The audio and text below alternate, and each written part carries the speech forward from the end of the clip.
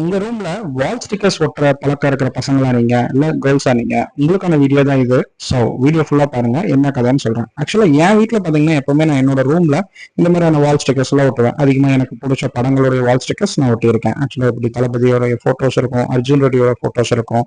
And then பாத்தீங்கன்னா தளபதி இந்த still மாஸ்டர்ல எனக்கு ரொம்ப பிடிக்கும், இந்த போட்டோஸ் எல்லாம் இருக்கும்.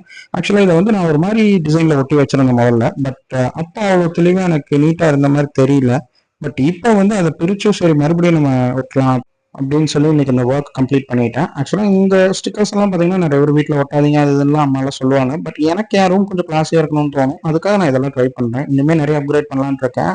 பண்ணிட்டு நமக்கு பிடிச்ச மாதிரி போட்டோஸ், வீடியோஸ், ரீல்ஸ் எல்லாம் எடுத்து இந்த மாதிரி போஸ்ட் பண்ணலாம்.